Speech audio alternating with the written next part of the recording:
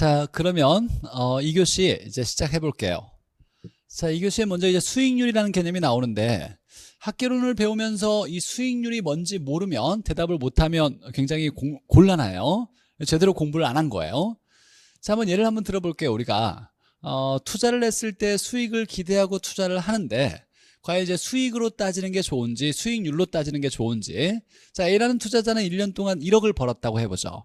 B라는 투자자는 2억을 벌었어요.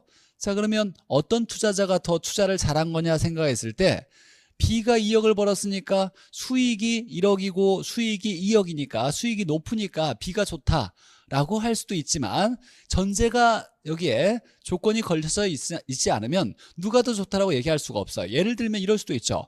A는 2억을 투자했는데 1년 동안 1억을 벌었어요. 이렇게 될 수 있고, B는 100억을 투자했는데 1년 동안 2억을 벌 수도 있어요. 자, 그러면 누가 투자를 잘한 걸까요? 2억을 투자해서 1년 동안에 1억을 번 것과 100억을 투자해서 1년 동안 2억을 번 걸 비교하면 A가 훨씬 투자를 잘한 거예요. 투자 금액이 적으니까. 자, 그러면 우리가 투자를 판단할 때 수익이 중요할까요? 아니면 수익률이 중요할까요? 자, 그럼 결론은 수익률이 중요한 거죠. 투자금에 대해서 수익이 얼마냐가 중요한 거지, 단순히 투자액을 무시하고 수익만 얼마다 이렇게 판단하는 건 좋은 투자 판단이 아닌 거예요. 자, 그럼 이제 우리가 투자 판단할 때 중요한 건 수익이 아니라 수익률이다. 이렇게 수익률에 대한 개념을 잡고, 자, 수익률은 투자액에 대한 수익의 비율이에요. 우리가 전에 이제 A분의 B라고 할 때 어떻게 읽었냐면, 자, 이걸 읽는 방법은 지문에 해석할 때는 A에 대한 B의 비율이라고 하고, 또는 B를 A로 나눈 값이라고 얘기했었어. 이거 헷갈리면 안 돼요. A에 대한 B의 비율이에요. 계산할 때는 B 나누기 A니까 B를 A로 나눈 값이라고도 얘기하고, 이걸 읽을 때는 A에 대한 B가 분자가 중요하다 그랬어요. 자, 그래서 수익률은 투자액에 대한 수익의 비율이니까 투자액분의 수익이라고 계산해서 쓸 거예요.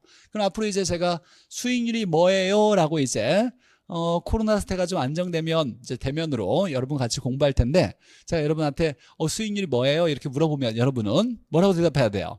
투자액에 대한 수익의 비율, 이렇게 정확하게 대답할 수 있어야 돼요. 투자액에 대한 수익의 비율. 자, 투자할 때는 수익률이 중요하다. 자, 그러면 이제 총수익률은 뭐냐? 자, 수익률을 줄여서 그냥 총수익률을 줄여서 수익률이라고도 얘기하는데, 자, 총수익률은 총투자액분의 총수익을 쓰면 되겠네요. 수익률은 투자액분의 수익인데 총이 들어갔으니까 총투자액분의 총수익. 총투자액은 내 돈과 남의 돈이 있겠죠. 내 돈과 남의 돈을 합쳐서, 남 돈을 합쳐서 총투자액이 될 거예요. 이 내 돈을 우리가 지분이라고 하고 자기 자본이라고도 하고, 남의 돈을 빌린 돈이라고 하니까 타인 자본, 또는 두 글자로 뭐라고 한다? 외워놔야 돼요. 이걸 두 글자로 부채라고 했죠. 부채. 자, 빌린 돈을 부채라 그래요. 타인 자본 부채. 똑같은 말이 대출액, 대부액, 융자액, 차입액 이렇게 있다라는 거 기억해놔야죠. 대출액, 대부액, 융자액, 차입액, 부채, 타인 자본과 똑같아요.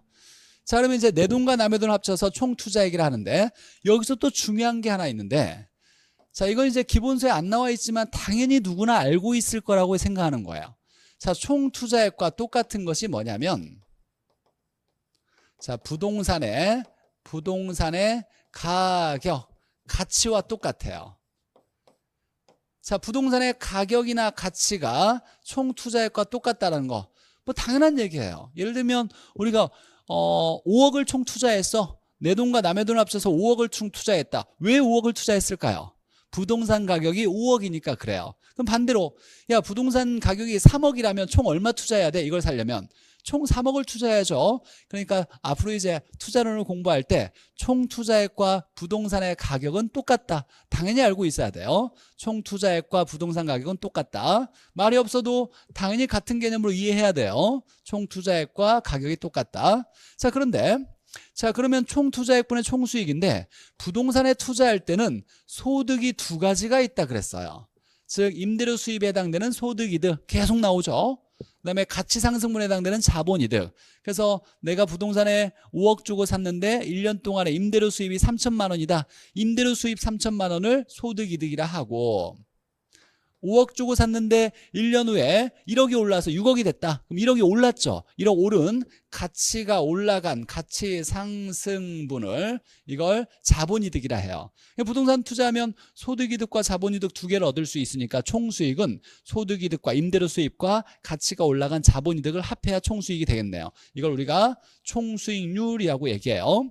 자, 그러면 머릿속에 이제 생각할 때 총수익률이 뭐냐 그러면 총투자액분의 총수익인데, 총투자액은 내 돈과 남의 돈을 합친 돈이고 총투자액과 부동산 가격은 똑같은 말이다. 5억짜리면 5억 총투자해야지 라고 얘기하는 거고, 총수익은 이제 부동산에 투자하면 임대료 수입과 가치 상승분 두 개를 얻을 수 있는데 이걸 소득이득과 자본이득을 얻을 수 있더라. 두 개를 합해야 총수익이 되겠네요.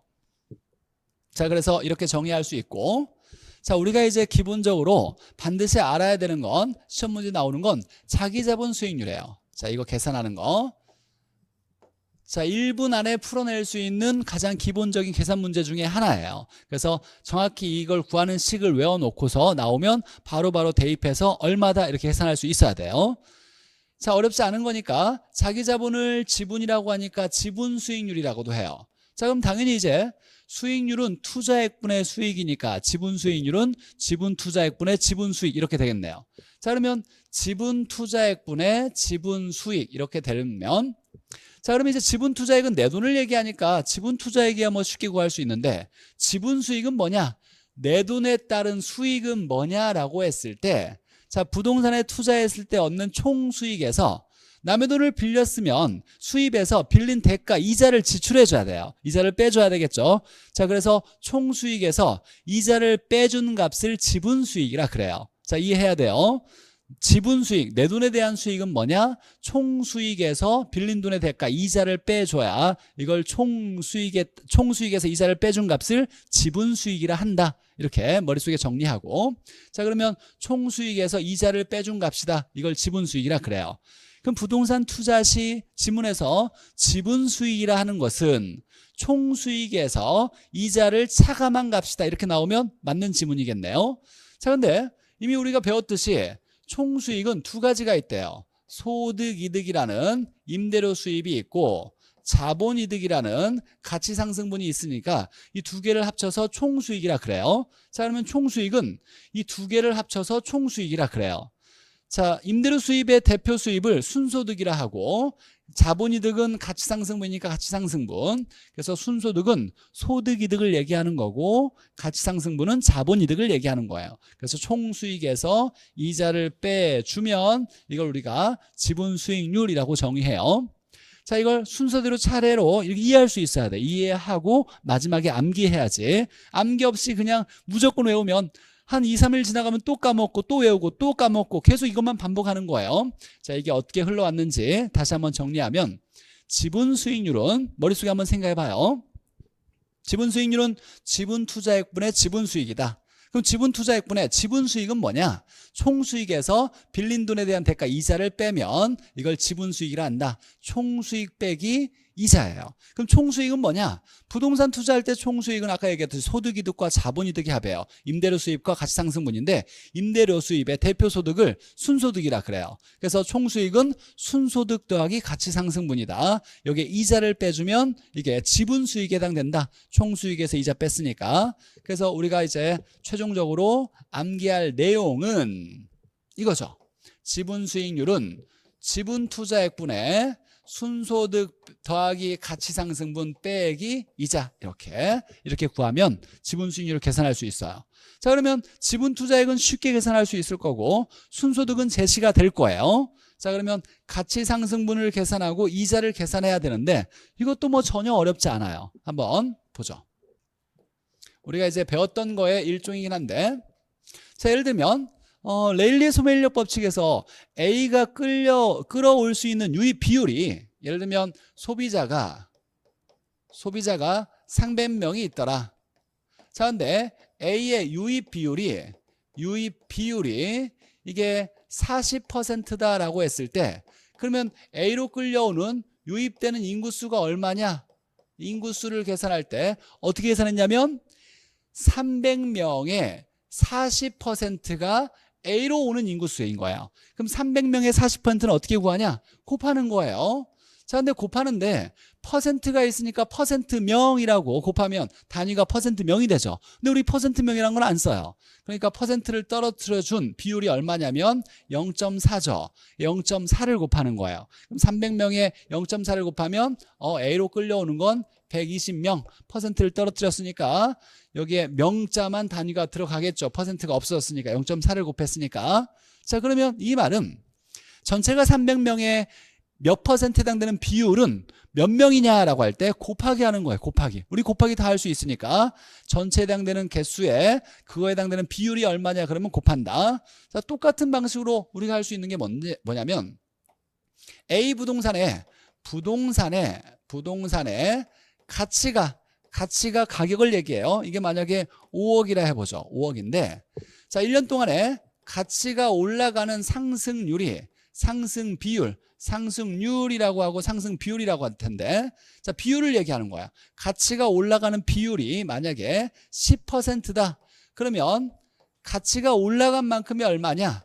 가치 상승분이 얼마냐라고 하면 어떻게 한다? 5억짜리에 10%가 올라간다는 얘기죠. 자, 그러면 곱하는 거예요. 곱하는데 자, 퍼센트 원이 아니라 여기 5억 원인데 퍼센트 원이 아니라 몇 원 이렇게 나와야 되겠죠. 자, 그러면 퍼센트를 뗀 거 얼마? 0.2를 곱해주면 자, 우리가 5억을 편하게 쓸 때 공 6개를 없애면 얼마로 쓴다 그랬냐면 공 6개를 없애면 세 자리로 표현될 수 있죠. 억 단위는. 여기에 500 이렇게 쓸 수 있고 500에 0.1을 곱하면 50. 공 6개가 있을 거예요. 이게 두 자리로 표하면 1000만 원 단위죠. 그래서 가치 상승분은 5억짜리가 10%가 올라가면 5천만 원이다. 곱하는 거였고. 자, 그 다음에 또 하나. 만약에 대출금이 3억이다. 3억을 빌렸는데 연 이자율이 10%다라고 나왔어요. 자, 그러면 연 이자율이 10%, 3억에 대해서 3억의 10%가 1년에 내는 이자가 되는 거예요. 자, 그러면 이건 어떻게 구하냐? 야, 이자는 얼마냐? 몇 원이냐? 이렇게 구할 때 얘가 3억 원에 따른 10%를 이자로 내니까 곱하기 하는 거예요. 전체가 3억에 해당될 때 10%, 0.1을 곱하면 얘를 300이라고 썼으니까 그럼 얼마가 나오냐면 30이 나오겠네요. 공 6개가 있으니까 3천만 원이야 이자가.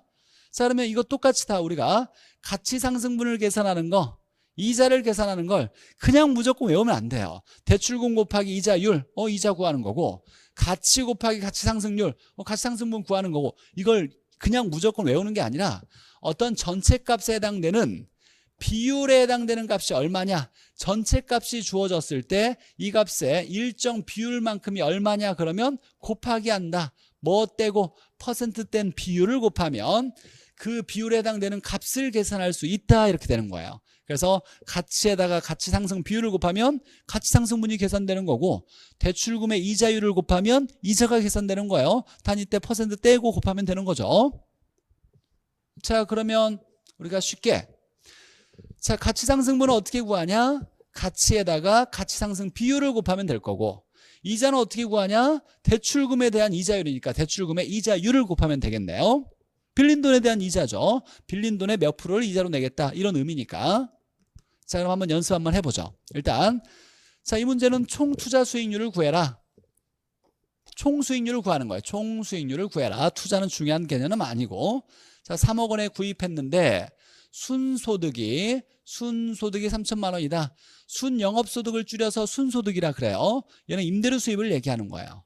임대료 수입이 1년에 3천만 원이 나왔고 자, 부동산을 구입한 시점부터 1년 후에 부동산을 3억 6천만 원에 처분했대요. 자, 그러면 3억에 구입했는데 3억 6천에 처분했으니까 처분하면서 얻는 이 가치가 6천만 원 오른 거죠. 이건 가치 상승분은 6천만 원이 되는 거예요. 6천만 원이 되는 거고 자, 그러면 이제 총 수익률이니까 어떻게 계산하냐면 총 투자액분의 총 수익이 되겠죠. 총 투자액분의 총 수익인데 자, 총 투자액은 얼마 투자했다? 3억을 투자한 거죠. 그러면 공 6개를 떼면 얼마? 300 이렇게 쓸 거고 자, 총 수익은 임대료 수입과 가치 상승분 두 개를 더해야 돼요. 소득이득과 자본이득이 있으니까. 근데 임대료 수입이 3천만 원이니까 공 6개를 떼면 30이고 자, 그다음에 가치상승분이 6천만 원이 올랐으니까 공 6개를 떼면 60이니까 결론은 300분의 90. 그러면 90 나누기 300 하면 0.3이 나올 거예요. 그럼 몇 프로다? 30%다. 이렇게 총수익률을 계산할 수 있을 거고. 자, 근데 총수익률을 계산하는 게 중요한 게 아니라 이제 중요한 건 자기 자본 수익률을 계산하는 거예요. 자, 자기 자본 수익률. 자, 지분 수익률은 얼마냐라고 이렇게 문제가 나왔어요. 우리 시험 문제에 자주 나왔던 계산 문제니까. 자, 그러면 지분 수익률을 떠올려야죠. 자, 지분 수익률이니까 자기 자본에 대한 수익률. 그러면 지분 투자액분의 지분 수익인데 이제 역으로 한번 생각해 봐야죠. 지분 투자액분의 지분 수익인데 지분 수익은 총수익에서 이자를 뺀 거야. 총수익은 임대료 수입과 가치상승분, 소득이득과 자본이득이 있지. 자, 그래서 지분 투자액분의 순소득 더하기 가치상승분, 소득이득과 자본이득을 더하고 여기다가 이자를 빼주면 돼요. 자, 이것만 구해서 집어넣으면 되겠네요. 자, 그러면 총 투자액이 1억이래요. 자, 그럼 총 투자액은 뭐랑 똑같다? 부동산의 가격, 가치와 똑같다. 이렇게. 자, 1억 원에 샀는데, 자, 총 1억을 투자한 거죠. 6천만 원 빌렸대요. 그럼 내 돈은 얼마다? 지분은 4천만 원이겠네요. 4천만 원. 4천만 원이고, 이자율은 8%, 순소득은 800만 원, 가격 상승률이 2%래요. 이렇게 제시된 걸 바탕으로 한번 풀어보죠. 자, 그러면 지분 투자액이 4천만 원이니까 공 6개를 떼면 1천만 원은 40 이렇게 될 거고, 자, 순소득은 제시됐죠. 자, 100만 원은 한 자리, 1천만 원 두 자리, 억 단위는 세 자리로 표현된다 그랬어요. 그러니까 800만 원이니까 8 쓸 거고, 자, 가치가 올라간 만큼은 얼마냐? 가치상승분. 자, 1억짜리가 가격이 1억짜리예요. 총 투자액이 가격과 똑같으니까 1억짜리가 2%가 올랐대요. 자, 그럼 이렇게 1억짜리에 2%가 올라간 거예요. 가치가 올라간 거. 가치상승분은 그러면 1억은 공 6개를 떼면 100이고, 자, 2%는 퍼센트를 떼면 0.02니까 계산하면 2가 되겠네요. 가치상승분은 2야. 실제로 돈으로 표현하면 200만 원 오른 거죠. 2가 오른 거고. 자, 그러면 순소득과 가치상승분 빼기 이자를 빼줘야 되는데, 자, 이자율은 8%래요. 근데 이자는 총 투자액의 이자율이 아니라 빌린 돈의 이자율이에요. 자, 빌린 돈이 얼마 빌렸다? 6천만 원 빌렸어요. 6천만 원에 1년에 8%만큼을 이자로 내야 된다. 그러니까 빌린 돈, 차입금이 대출금이죠. 자, 이거의 8%니까 6천만 원은 60, 8%는 0.08, 계산하면 4.8 이렇게 되겠네요. 4.8. 그러면 여기에 4.8을 빼면 40분의 5.2 이걸 계산하면 0.13 이렇게 나올 거예요. 자, 그럼 몇 프로다? 13%가 지분 수익률이다. 이렇게 계산하는 게, 자, 지분 수익률 계산이에요. 자, 이 식을 무조건 머릿속에 떠올릴 수 있어야 되고, 나머지는 주어진 자료로 이 값들을 찾아내서 대입할 수 있어야 돼요. 자, 지분 나왔고 4천만 원, 순소득 제시가 됐고 800만 원. 자, 이건 가치상승분은 가격의 2%가 올랐다. 가치가 가격에다가 2%를 곱한 거예요. 가치상승분 구했고, 이자는 얼마냐? 이자는 빌린 돈의 이자율만큼 내더라. 그럼 빌린 돈 대출금의 이자율을 곱해서 이렇게 이자가 4.8이다. 480만 원이죠. 빼줘서 계산하면 0.13, 13% 이렇게 나올 수 있겠죠. 자, 오늘 연습에서 다 누구나 풀어낼 수 있도록 좀 준비를 하셔야 되고, 자, 25회 때 나왔던 문제를 한번 보죠. 어떻게 나왔는지. 자, 1년간 자기자본 수익률을 계산해라. 지분 수익률. 그럼 다시 한번 떠올려 보죠. 자, 지분 수익률은 지분 투자액분의 순소득 임대료 수입에다가 가치상승분 이걸 더하죠. 자본이득을 더하고 여기 이자를 빼줘야 된다. 이만큼이 총수익에서 이자를 빼줘야 지분 수익이 된다. 지분 투자액분의 지분 수익이니까. 자, 그러면 이제 주어진 자료에서 지분을 찾아내면, 자, 가격이 3억이래요. 총 3억을 투자했다는 얘기죠. 가격과 총 투자액이 똑같으니까. 대출 2억 받았고 내 돈이 1억이래요. 자, 그러면 내 돈은 1억이니까 공 6개 떼면 100으로 표현할 수 있겠네요. 뒤에 공 6개가 이렇게 생략된 거죠. 100. 자, 순소득은 얼마나 나왔냐면 2천만 원이라고 나왔어요. 그럼 공 6개 떼면 얼마? 20. 자, 가치상승분은, 자, 가격 상승률이, 상승 비율이 5%가 올랐대요. 자, 얼마짜리다? 3억짜리가 5% 오른 거죠. 그럼 3억에 5%가 올란 만큼인데 3억에 5%가 얼마겠냐? 그럼 곱해야죠. 3억이면 300이라고 쓸 거고 가격 상승률이 0.05%대면 이걸 계산하면 15가 나오겠네요.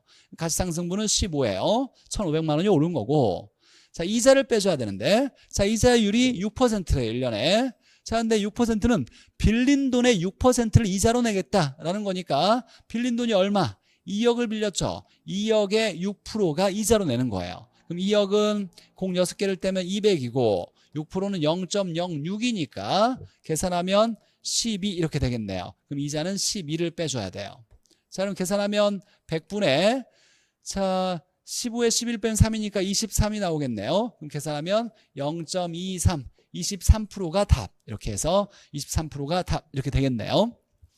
자, 이 식을 먼저 떠올려서 대입만 하면 누구나 풀 수 있는 내용이니까 처음 공부하면 뭐 어려워 보이지 않지만 막상 풀려고 하면 잘 안 풀려질 수 있어요. 똑같은 문제라도 반복해서 풀다 보면 연습만 뭐 같은 문제 5번만 풀어내면 쉽게 할 수 있으니까 좀 노력하셔야 돼요. 똑같은 문제라도 열심히 풀어가지고 지금 딱 정리해놓고 앞으로 나올 때마다 맞으면서 기분 좋게 공부하느냐 아니면 뭐 충분치 뭐 공부 그냥 알 것 같네 라고 있다가 내내 시험 문제 틀리면서 나중에 닥쳐서 공부해야지 합격해야 되니까 그렇게 어렵게 공부하는 것보다는 지금 딱 일찍 공부해 놓고 앞으로 이제 나올 때마다 맞으면서 기분 좋게 다시 한번 확인하면서 내 걸로 정확하게 만들어서 본 시험에서 실수하지 않게 준비하는 게 훨씬 더 효율적인 공부니까 시간을 내셔서 이 자기자본 수익률 계산하는 거 한번 암기를 해놓으셔야 돼요. 무조건 암기가 아니라 이해를 바탕으로 해서 이해하는 건 뭘 목적으로 하는 거냐면 빠르게 암기하고 암기량을 줄이기 위해서 이해하는 거예요. 이해하고 암기해서 암기한 걸 바탕으로 연습해서 본 시험에서 풀어낼 수 있어야 돼요. 결국 문제를 잘 푸는 게 중요하지만 암기를 하려면 이해를 바탕으로 암기를 하셔야 돼요. 자, 그럼 이제 수익률의 개념과 종류를 한번 볼게요. 수익률의 개념과 종류. 자, 우리가 이제 수익률은 어떤 수익률이냐면 기대 수익률이 있고 자, 그 다음에 보니까 요구 수익률이 있어요. 물론 실현 수익률이라는 것도 있는데 그건 그렇게 중요한 게 아니니까 다음 순환쯤에 제가 소개를 시켜드릴 거고 자, 기대 수익률과 요구 수익률이 뭔지에 대해서 일단 구분을 한번 해볼게요. 자, 우리가 투자를 하기 전에 여기 부동산에 투자하면 얼마 벌 것 같아 수익률이 예상이 이 정도 될 것 같아 라고 예상하는 수익률을 기대 수익률이라 그래요. 자, 그러면 기대 수익률은 기대하는 수익률이에요. 그러니까 기대 수익률은 예상하는 수익률이고 자, 그럼 예상할 때는 투자하기 전에 예상하는 거예요? 투자한 후에 예상하는 거예요? 투자하기 전에 당연히 예상해야 되겠죠. 투자하기 전에 예상하니까 사전적 수익률 개념일 거고 자, 근데 우리가 이제 기대 수익률은 수익을 기대하는 건데 수익은 언제 발생한다? 장래에 발생한대요. 근데 장래 수익은 확실하지가 않다 그랬어요. 그래서 미래 발생할 수익을 예상할 때는 미래는 확실치 않다 보니까 미래 발생할 상황의 확률을 고려해서 자, 확률을 고려해서 평균값을 구하는데 이때 확률을 고려한 평균을 가중평균이라 그래요. 가중평균 수익률. 자, 평균을 값을 구하는데 중자는 비중을 얘기하는 거야. 확률을 우리가 비중이라고 하고 가짜는 가하여 고려하여 라는 뜻이에요. 즉 확률을 고려하여 평균을 구한다. 자, 이것과 반대 개념은 산술평균인데 우리 학개론에서 평균을 구할 때는 거의 대부분 다 가중평균으로 구해요. 기본적으로 이자를 계산할 때는 복리 계산이 기본이에요. 즉 이자가 계속 붙어가는 복리로 계산하는 거고 단리 계산이 아니라 평균값을 구할 때는 산술평균이 아니라 확률을 고려한 가중평균으로 해서 우리가 평균 수익률을 구해요. 그래서 가중평균을 해서 구한다. 자, 이게 왜 가중평균으로 하느냐를 이해해야 돼요. 무슨 얘기냐면 내가 기대 수익률은 미래 발생할 수익률을 예상하는 건데 미래는 확실하다 불확실하다 불확실하다 이럴 수도 있고 저럴 수도 있더라. 여러 상황에 따라서 확률이 있어요. 즉 예를 들면 호황이면 경기가 더 좋아지면 30% 예상되고 지금과 똑같으면 20% 예상되고 경기가 불황이면 5%밖에 예상이 안 된다. 이렇게 호황일 수도 있고 정상적으로 지금과 똑같을 수도 있고 불황이 될 수도 있을 거예요. 자, 그러면 경기가 더 좋아지고 똑같고 나빠질 수 있는 여러 상황이 있죠. 이런 상황에 따른 확률을 고려해서 이 수익률을 가중평균해서 기대 수익률로 정하는 거예요. 자, 그러면 가중평균하는 이유는 수익이 장래 발생하는데 장래는 확실하지 않으니까 여러 가지 상황이 발생할 수 있으니까 각 발생할 상황의 확률을 고려하여 평균값을 구한다. 미래에 발생하는 수익을 예상하다 보니까 가중평균할 수밖에 없는 거예요. 자, 그러면 가중평균하는 방법은 뭐냐? 방법은 전혀 어렵지 않아요. 곱한 후에 곱하기를 한 다음에 각각 연결된 걸 곱하고 곱한 값들을 각각 더하면 돼요. 곱하기 한 다음에 더하기만 하면 가중평균 되는 거예요. 전혀 어렵지 않아요. 곱한 다음에 끼리끼리 곱하고 더하면 가중평균 되는 거예요. 자, 예를 들면 이런 거죠. 자, 미래 발생할 상황이 호황이라면 30% 수익률이 얻어질 수 있고 불황이라면 10% 얻어질 수 있다. 근데 호황일 확률이 60%고 불황일 확률이 40%라면 이 확률을 고려하여 미래의 기대 수익률을 계산해봐라 라고 한다면 끼리끼리 곱하고 곱한 값을 더하면 이게 기대 수익률을 계산하는 거예요. 자, 그러면 한번 곱해보죠. 60% 곱하기 30% 곱했고 끼리끼리 40% 곱하기 10% 곱했어요. 자, 그러면 곱하면 1800이 되고 곱하면 400이 되니까 2200%가 돼요. 이런 거 본 적 없죠? 퍼센트 두 개 쓰지 않죠? 하나만 쓰죠? 근데 여기도 퍼센트가 있고 여기도 퍼센트가 있다 보니까 퍼센트가 두 개 나올 수밖에 없어요. 그럼 하나를 떨어져 줄 때는 100을 나눠주고, 그렇죠? 퍼센트를 붙일 때는 100을 곱해주고 퍼센트를 뗄 때는 100을 나눠주는 거예요. 백분율이니까. 퍼센트 하나를 떼어주면 22%다라고 이렇게 계산할 수 있겠네요. 그래서 기대 수익률은 22%. 뭐 어렵지 않죠? 끼리끼리 곱해서 더하기만 하면 되니까. 이따가 기대 수익률 계산 한번 해볼 거예요. 다시. 자, 그럼 이제 기대 수익률은 투자하기 전에 예상되는 수익률을 기대 수익률을 먼저 해보는 거예요. 투자하기 전에 사전적으로 예상을 해보는 건데 수익은 미래 발생하니까 여러 상황이 발생할 확률들을 고려하여 가중평균해서 구한다. 가중평균은 끼리끼리 곱한 값을 더하면 된다. 이거였고, 자, 시험 문제에서 반드시 나오는 건 요구 수익률이에요. 요구 수익률. 자, 이건 거의 해마다 매번 나오는 건데, 자, 요구하는 수익률이 있대요. 자, 우리가 투자를 할 때 한번 생각해 볼게요.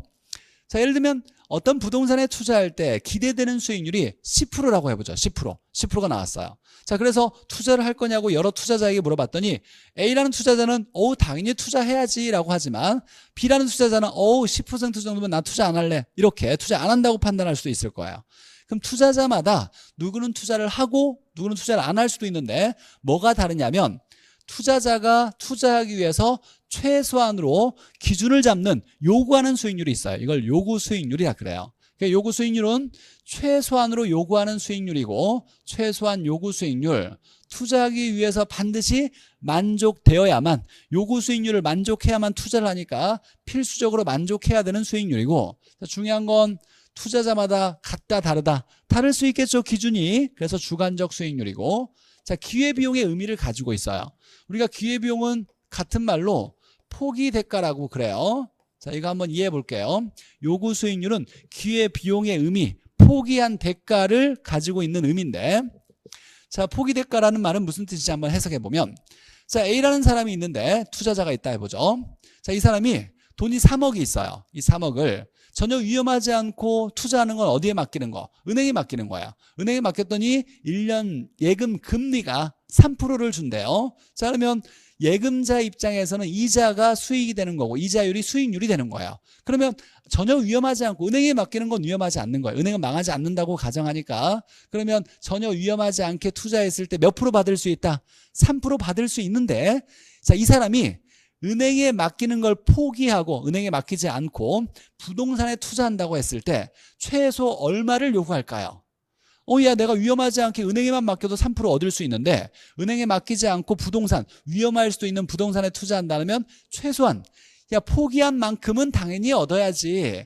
최소한의 요구 수익률을 은행의 예금 금리만큼, 포기한 만큼을 여기에 기준 잡을 수 있을 거예요. 그래서 포기 대가의 의미를 가지고 있더라. 은행에 맡기는 걸 포기한 만큼, 예금 수익률, 예금 이자율을 포기했으니까 이것만큼은 최소한 요구하겠다. 그래서 부동산 투자의 최소한의 요구 수익률을 포기 대가 기회 비용이라는 의미도 가지고 있어요. 자, 투자자마다 다르다. 이걸 가지고 결국 우리가 해석을 해볼 건데, 자, 그러면 요구 수익률이 어떻게 구성되어 있는지 얘가 좀 중요해요. 요구 수익률의 구성. 출제자는 이런 단어가 어려운 거다라고 해석할 거예요. 그런데 이걸 뭐 어렵게 보이지만 사실 어려운 단어는 아니에요. 한번 보죠. 자, 어떤 투자자가 투자하기 위해서 최소한 요구하는 수익률은 무위험률과 위험할증률의 합으로 구성되어 있는데, 자, 무위험률은 위험하지 않은 수익률이에요. 전혀 위험하지 않은 수익률에다가 위험에 따라서 커지는, 할증은 커지는 거죠. 위험이 커질수록 높여주는 수익률을 위험할증률이라 그래요. 자, 얘는 위험과 관련이 있고 중요한 거죠. 얘는 위험과 관련이 있다 없다. 무위험률, 위험하지 않는 수익률이니까 얘는 위험과 무관한 수익률이에요. 위험과 무관하더라.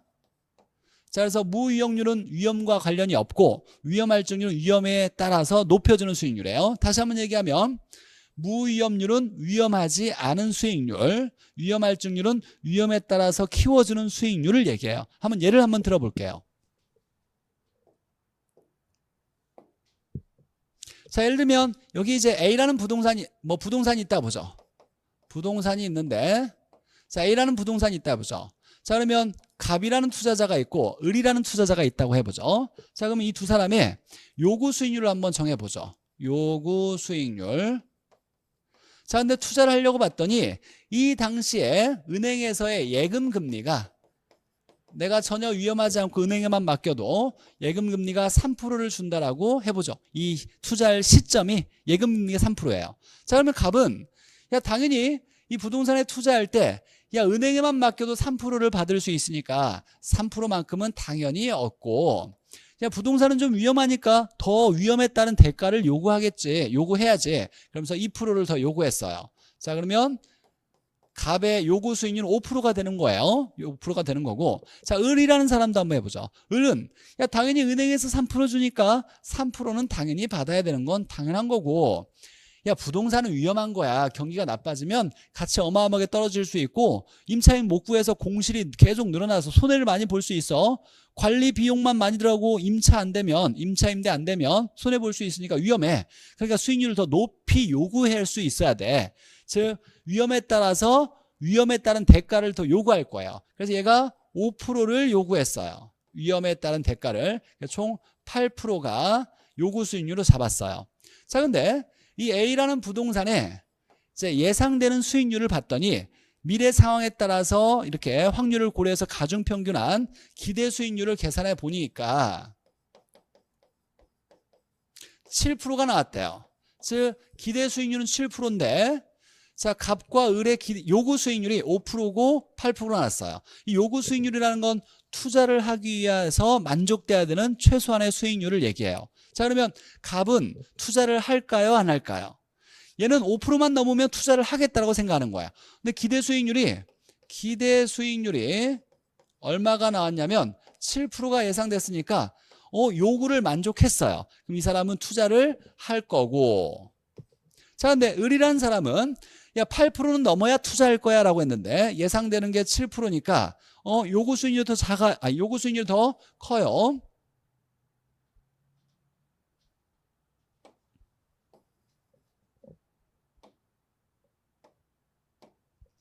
자, 요구 수익률이 더 크다 보니까 자, 투자를 안 하겠죠. 8%를 만족해야 투자하는데 기대 수익률이 7%밖에 안 되니까 투자를 안 할 거예요. 그래서 이 사람은 을은 투자를 하지 않을 거예요. 투자하는 것을 투자를 채택한다 이런 표현도 쓰고, 투자 안 하는 것을 투자를 기각한다라고 표현을 써요. 이 단어는 중요한 단어 아니니까 너무 어렵게 생각할 필요 없어요. 투자한다, 투자 안 한다 이렇게 될 거예요. 자, 그러면 투자자에 따라서 투자를 하는 경우도 있고 안 하는 경우도 있겠네요. 자, 기대 수익률은 7%가 예상되었지만 갑이라는 사람과 을이라는 사람의 요구 수익률이 이렇게 다르다 보니까 투자할 수도 있고 투자 안 할 수도 있더라, 이런 결과가 생겼어요. 자, 그럼 요구 수익률을 정할 때 어떻게 정했는지 봤더니, 자, 둘 다 자, 똑같이 3%를 이걸 더했고, 거기에다가 2%를 더한 사람이 있고 5%를 더한 사람이 있네요. 자, 이 3%는 뭘 의미하냐면 예금 금리를 얘기하는 거예요. 자, 예금 금리는 전혀 위험하지 않죠. 은행에 넣는 건 위험해요? 위험하지 않아요? 위험하지 않아요. 그래서 이걸 뭐라고 하냐면 무위험률이라고 하는 거고, 시간만 지나면 얻을 수 있는 예금 금리에 해당되는 무위험률에다가 투자자마다 이 부동산을 위험하게 보는 사람이 있고 위험하지 않게 보는 사람도 있을 거예요. 그래서 위험에 따라서 요구하는 위험 대가가 다를 건데, 이걸 뭐라고 하냐면 위험 할증률이에요. 그래서 무위험률과 위험 할증률을 더해서 뭐가 결정되냐면 요구 수익률이 결정되더라라는 거예요. 자, 근데 무위험률은 같아요, 달라요? 같고, 투자자에 따라 다른 건 뭐가 달라서 위험 할증률이 달라서 요구 수익률이 달라질 수 있는 주관적 수익률이 되는 거예요. 그래서 투자자마다 투자를 하는 경우도 있고 안 하는 경우도 있어요. 이걸 만족해야 투자하는데 기대 수익률이 7% 나왔으니까 5%를 만족한 거죠. 투자하는 거고, 요구 수익률이 8%니까 8%를 만족해야 되는데 8%가 안 나왔으니까 투자를 안 하는 꼴이 된 거예요. 자, 그럼 다시 정리하면, 자, 요구 수익률은 어떻게 정하냐면 전혀 위험하지 않는 무위험률에다가 시간만 지나면 얻을 수 있는 수익률이라 그래서 이걸 시간 대가, 기다림의 대가라고 표현해요. 자, 그래서 무위험률을 시간 대가, 기다림의 대가. 야, 위험하지 않고 시간만 지나면 얻을 수 있는 거. 얘가 뭐가 있다? 예금 금리가 대표적으로 무위험률이에요.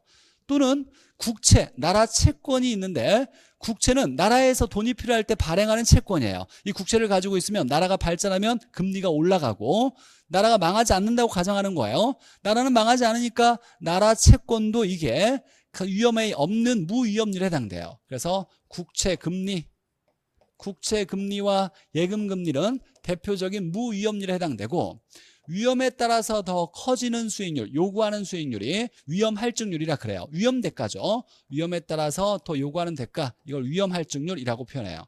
두 개를 더해서 요구 수익률이 정해지는 거죠. 무위험률은 예금 금리와 국채 금리가 대표적인 예다. 자, 그러면 무위험률이 커지면 요구 수익률은 어떨까요? 무위험률 커지면 커지겠죠. 당연히 더해서 요구 수익률이 되니까 위험 할증률 커져도 요구 수익률 커지겠죠. 이렇게 되는 거예요. 자, 무위험률이 커져도 요구 수익률 커지고 위험 할증률이 커져도 요구 수익률이 커져요. 근데 우리 시험 문제에 자주 등장했어요. 출제자가 야, 무위험률이란 단어를 잘 모르잖아 라고 생각하면서 말도 안 되는 표현을 써요. 즉 무위험률이 상승할수록 요구 수익률은 감소한다, 하락하게 된다. 맞아요, 틀려요? 틀리죠? 근데 여러 번 나왔어요. 무위험률이 올라가면 더해서 무위험률과 위험할증률을 더해서 요구 수익률이 결정되니까 무위험률이 커지면 요구 수익률도 당연히 커지는 거예요. 위험할증률 커져도 요구 수익률 커지는 거예요. 자, 그런데 이제 한번 세 번째, 투자자마다 위험에 대한 위험할증률이 같다 다르다. 자, 똑같이 아까 갑과 을은 예금 금리를 똑같이 썼어요. 무위험률은 똑같은데 위험할증률이 다르게 적용됐죠. 자, 갑이라는 사람은 야 2% 정도 위험 대가를 요구했지만 을이라는 사람은 아까 보면 을이라는 사람은 5%를 적용했어요. 자, 갑은 2% 적용했고 을은 5%를 적용했으니까 위험할증률은 투자자마다 다르게 적용될 수 있어요. 자, 그래서 위험할증률이 서로 다르기 때문에 결과적으로 투자자마다 요구 수익률이 같다 다르다는 걸 우리가 뭐라고 한다? 주관적 수익률이라고 한다라는 거예요. 요구 수익률은 주관적 수익률이 되는 거죠. 자, 일단 설명은 좀 길었지만 이런 설명을 들으면서 자연스럽게 이해를 해 나가야 되는데, 요구 수익률은 무위험률과 위험할증률의 합으로 구성되어 있고, 무위험률은 전혀 위험하지 않는 수익률이니까 이건 예금금리와 국채금리, 이걸 다른 말로 시간만 지나면 얻을 수 있는 수익률이니까 시간대가, 기다림의 대가라고도 하고, 자, 위험할증률은 위험이 커짐에 따라서 요구하는 위험대가를 얘기해요. 그래서 위험에 따라서 요구하는 위험대가는 위험할증률. 근데 투자자마다 위험할증률을 다르게 적용할 수 있더라, 이렇게 판단하고, 자, 투자자마다 다른 주관적 수익률이 되는 이유가, 요구 수익률이 주관적 수익률이 되는 이유는 위험할증률을 다르게 적용하니까 요구 수익률이 달라지더라 라는 거예요. 자, 여기서 이제 좀 우리가 확인할 게 뭐냐면, 자, 이걸 보고 한번 생각해 볼게요. 자, 갑과 을 중에 우리가 보수적 투자자는 누구냐? 자, 투자의 성향에 따라서 공격적 투자자가 있고 보수적 투자자가 있어요. 보수적 투자라고 한다면 투자를 신중하게 하겠다. 함부로 투자하지 않겠다. 위험하면 투자하지 않겠다. 이렇게 이제 투자 결정을 하는 사람을 보수적 투자자라 그러고, 공격적 투자자는 뭐 이 정도면 괜찮아. 막 투자할 거야. 이렇게 생각하는 사람을 공격적 투자자라 그래요. 자, 근데 어떤 A라는 부동산에 수익률이 기대 수익률이 7%로 정해졌을 때 갑은 투자를 했고 을은 투자를 안 했어요. 자, 그러면 누가 보수적 투자자다? 갑과 을 중에 보수적 투자자는 갑이 아니라 을이 보수적 투자가 되는 거야. 함부로 투자하지 않은 거죠. 그럼 왜 을이 보수적 투자자가 됐느냐? 왜 투자를 신중하게 했느냐라고 했더니 요구 수익률이 높았던 거예요. 기준을 높게 잡으면 함부로 투자하지 않겠다. 야, 나는 8%를 요구로 잡으면 8%를 넘는 거에 대해서만 내가 투자 판단을 한번 생각해 보겠다, 고려해 보겠다라는 거고, 갑은 5%만 넘으면 난 투자할 거야 이렇게 생각하는 사람이니까 갑이 공격적으로 투자하는 거고 을이 보수적으로 투자하는 거예요. 그래서 보수적 투자자일수록 을이 보수적 투자자가 되는데, 자, 결론이 요구 수익률을 높인다 낮춘다? 높인다예요. 높인다. 이게 중요한 표현이에요. 보수적 투자자일수록 요구 수익률을 높인다. 그러면 결론적으로 자, 이렇게 투자자마다 요구 수익률이 다른데 이걸 우리가 좀 더 구체적으로 해석해 보면, 자, 보수적 투자자일수록 자, 요구 수익률을 높인다 낮춘다? 요구 수익률을 높여서 함부로 투자하지 않겠다예요. 자, 그러면 요구 수익률을 높일 때 이런 두 개로 합쳐져 있는데 무위험률과 위험할증률로 구성되어 있는데, 무위험률을 높이는 것이 아니라 위험할증률을 높이는 거예요. 위험할증률을 높여서 요구 수익률을 높여서 함부로 투자하지 않겠다. 자, 그러면 요구 수익률이 높으면 투자 기회가 증가할까요? 감소할까요? 요구 수익률이 높으면 함부로 투자하지 않겠다는 거죠. 그래서 투자 기회가 당연히 감소될 거다. 자, 이런 걸 이해할 수 있어야 돼요. 무조건 외운다고 해결되는 게 아니라. 자, 요구 수익률은 무위험률과 위험할증률의 합으로 구성되어 있는데 우리가 함부로 투자하지 않겠다, 이걸 보수적 투자자라 그래요. 그러면 요구 수익률은 자, 높였다는 건 기준을 높였다는 거니까 함부로 투자하지 않고 이걸 넘어서는 것만 내가 투자 판단을 하겠다라는 내용이니까 요구 수익률이 높을수록 함부로 투자하지 않겠다. 그래서 우리 지문에서 이제 대부분 투자론에 대한 지문이 이렇게 나와요. 보수적으로 투자할수록, 보수적 투자자일수록 이렇게 시작되면 이 말은 함부로 투자하지 않으니까 요구 수익률을 높일수록 이란 말과 똑같아요. 앞으로 그래서 이제 요구 수익률을 높인다는 말은 부동산 투자를 함부로 하지 않겠다, 보수적으로 하겠다 이렇게 얘기한다는 말과 똑같은 말이라는 거, 이걸 좀 머릿속에 이해해 놓고 시작하셔야 되고, 자, 결론은 이제 이 기대 수익률과 우리가 기대 수익률을 배웠고 요구 수익률을 배웠는데 이 두 개를 비교하여서 결론은 투자를 할 거냐 말 거냐, 채택할 거냐 기각할 거냐, 이걸 결정할 건데 투자 판단 한번 볼 건데, 잠깐 쉬었다가 우리가 이제 수익률을 통해서 투자 판단 한번 해보도록 할게요. 기대와 요구를 비교해서 잠깐 쉬었다가 할게요.